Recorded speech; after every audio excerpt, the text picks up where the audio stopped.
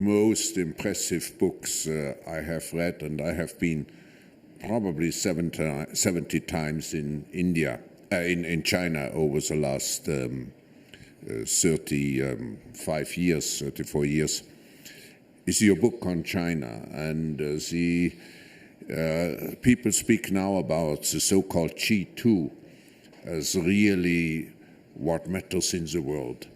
How do you see the evolution of US-Chinese relations, particularly now where you have a transformation of leadership in China? And I should include into my question also the more assertive role which apparently Japan will play in this context.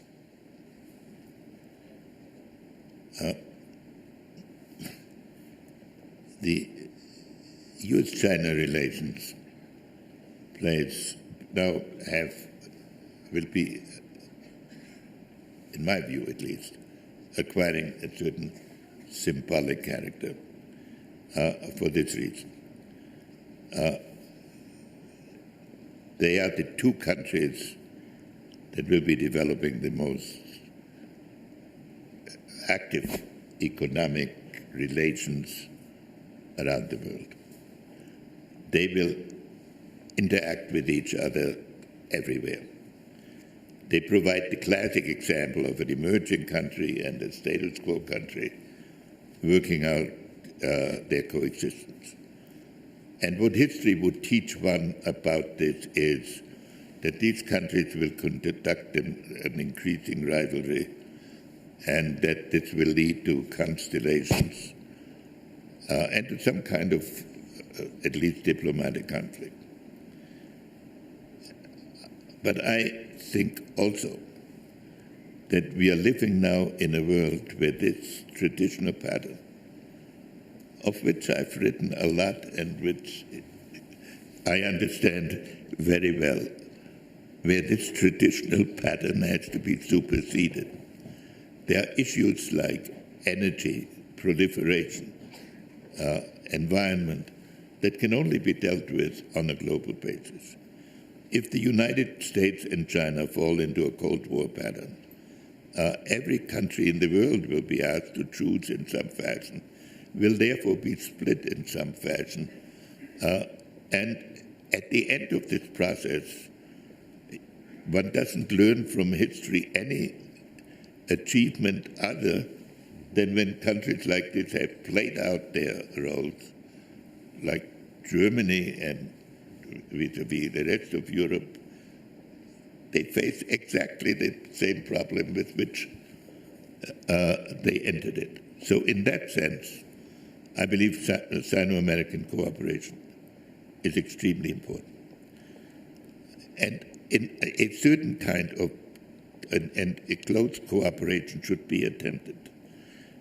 But I don't think there should be a G2 in which China and the US try to run the world. This has to be in the context of a broadening of the base of international cooperation away from in which countries like India, Brazil, the BRIC concept will play an increasing role. The relationship between China and the United States will be inhibited to some extent by differences in culture. China thinks more strategically. America thinks more programmatically. China has lived with a sense of constant danger from its neighbors. America has never had neighbors that were an immediate threat to it.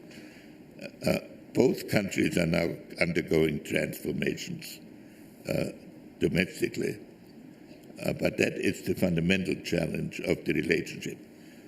When you have said this, you go into, then you get to details.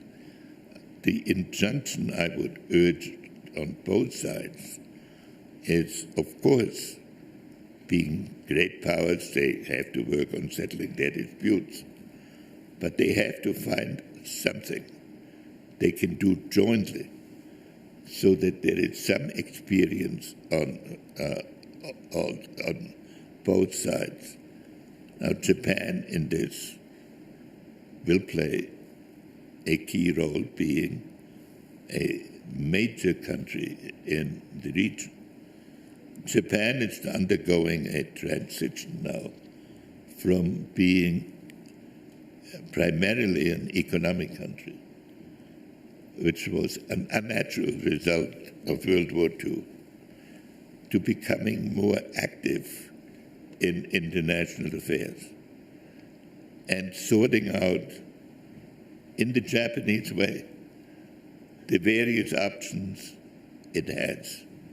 And one can see in Japan elements that want to continue the association with the United States, which would have to be modified, however, by the qualifications I put on the American role in the earlier part of our discussions, by others who are arguing, even in the face of many storms, for a closer association of Japan with some Northeast Asia bloc, and a third group which would pursue a more national policy.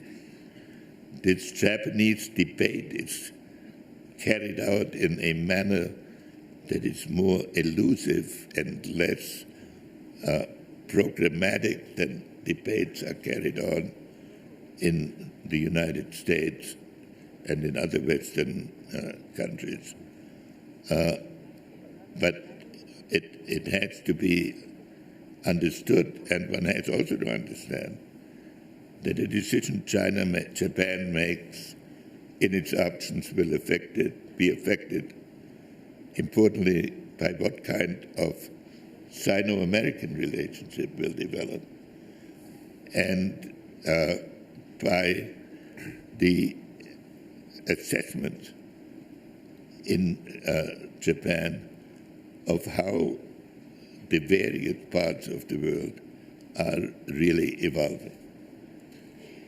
Henry,